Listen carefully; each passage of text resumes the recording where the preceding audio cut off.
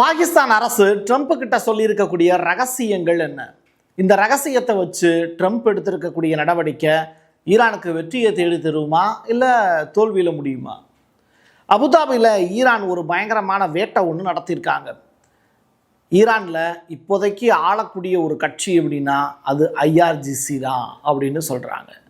ஐஆர்ஜிசியை சேர்ந்த முக்கியமான நேவியினுடைய ஒரு தளபதியை தட்டி தூக்கியிருக்காங்க இஸ்ரேல். இது மட்டும் இல்லை, இஸ்ரேலில் இருக்கக்கூடிய சலூன் கடைகள் முதற்கொண்டு ஈரான் எப்படி வேட்டையாடி இருக்குது அப்படிங்கிறத வீடியோ காட்சிகளாகவும், நிறையா கார் அதிகமான அளவில் இருக்கக்கூடிய ஒரு இடத்துல எப்படி பிளாஸ்ட் ஆகிருக்கு அப்படிங்கிற மாதிரியான காட்சிகளும் ஏகப்பட்ட வீடியோக்களாக சிக்கியிருக்கு. டீட்டெயில்டாக பேசுவோமா? வாங்க பார்க்கலாம் உறவுகளே. இது பிரசாத் சிக்னேச்சர். உங்களுடைய தொழில் சம்பந்தமான விளம்பரங்களை நமது சேனலில் ஒளிபரப்ப உங்களுக்கான அருமையான வாய்ப்பு. நமக்குன்னு ஒரு வீடு, அது எல்லாரோட வாழ்நாள் கனவு. ஒரு முறை தான் முடிவெடுக்க போறீங்க, அதை சரியாயிடுங்க. கிரியேட்டர் கன்ஸ்ட்ரக்ஷன்ஸ் உங்களோட கனவு இல்லத்தை சூப்பர்வா டிசைன் பண்ணி அழகா கட்டித்தராங்க. இன்டீரியர் டிசைன்லையும் இவங்க தான் டாப். North west interiors. தொடர்புக்கு 72907991. ட்ரம்ப்புக்கு கெட்டப் நல்லா இருக்குல்ல? இப்போது அவர் முக்கியமான ஒரு பொய் சொல்லியிருக்கார். அது என்ன அப்படின்னா, என்னை தங்களுடைய உச்ச தலைவராக, சுப்ரீம் லீடராக ஈரான் நியமிக்கிறதுக்கு முன் வந்துச்சு அப்படின்னு. எவ்வா இவ்வளோ பெரிய பொய்யை சொல்லிட்டு அசால்ட்டாக, உலகத்திலேயே இப்படி ஒரு பொய்யன் நம்ம ஊரில் இருக்கக்கூடிய அரசியல் கட்சி தலைவர்கள்லாம் சில பேர் இருக்காங்க. பச்சை தமிழன் அப்படின்னு சொல்லக்கூடிய நபர்கள்லாம் பயங்கரமாக பொய் சொல்லக்கூடிய நபர்கள் ஏகப்பட்ட பேரை நீங்கள் பார்த்துருப்பீங்க. அதெல்லாம் விட பெரிய பொய்யனாக இருப்பார் போல் ட்ரம்ப்பு.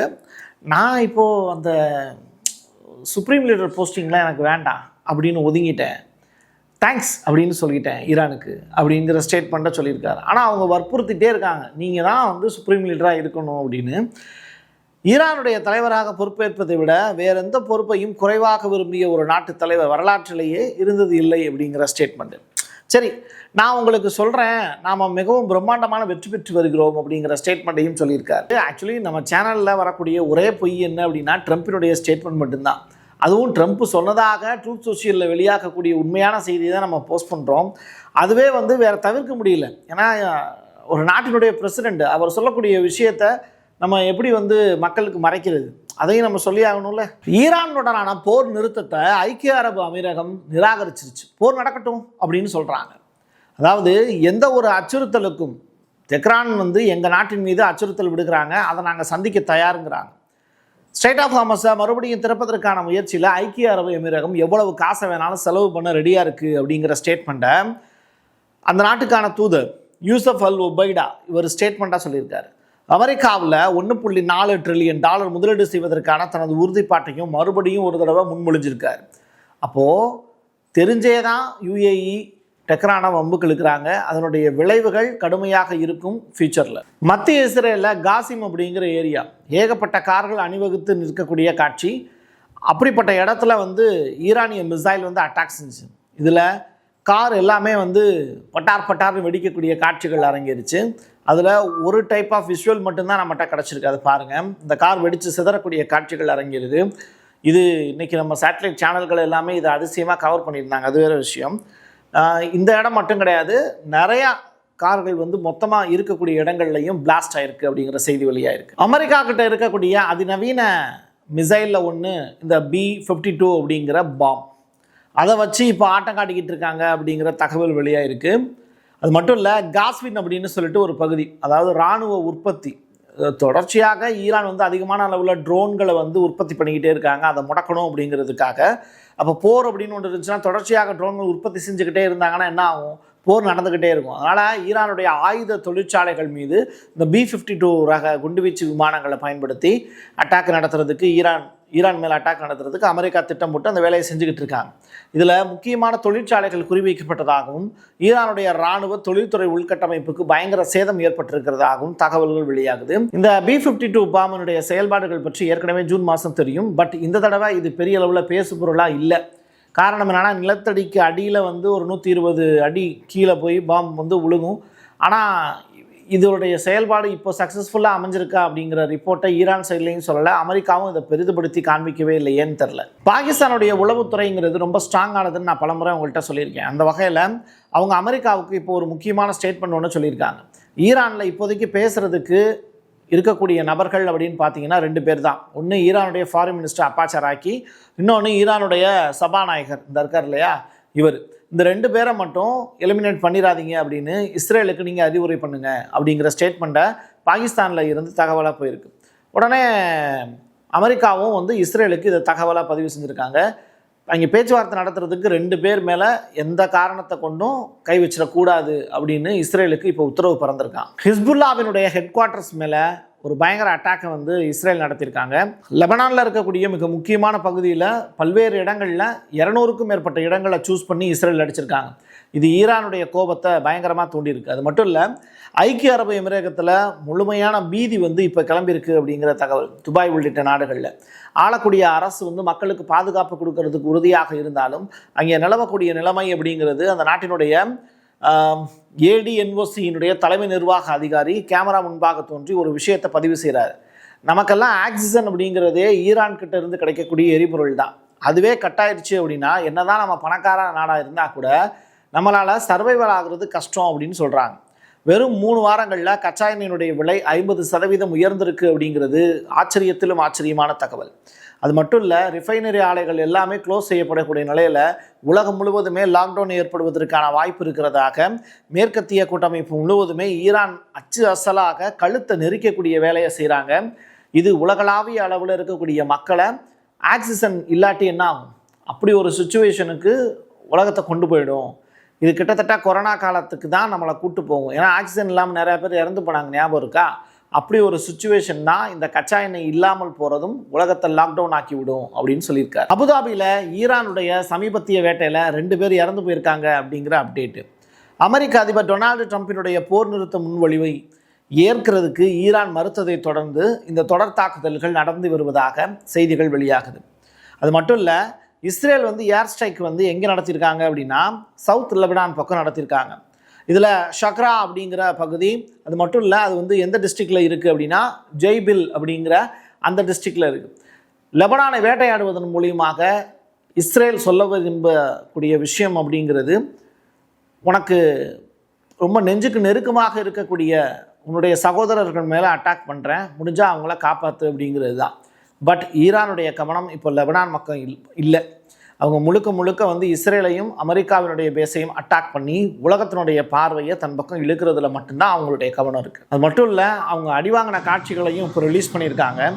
தொடர்ச்சியாக இஸ்ரேலும் அடி வாங்கிட்டு இருக்கு, லெபனான் பக்கமும் இஸ்ரேல் அடிச்சுக்கிட்டு இருக்காங்கிறது தான் தகவல். இஸ்ரேலில் எல்லாரும் சிரித்து பேசி சந்தோஷமாக ஒரு சலூன் கடையில் தன்னை அழகுபடுத்தக்கூடிய நிகழ்வுகளை வந்து ஆண்கள் நடத்திக்கிட்டு இருந்த அந்த நேரத்தில் தான் ஈரான் வந்து ஒரு பெரிய அட்டாக்கை வந்து நடத்தியிருக்காங்க.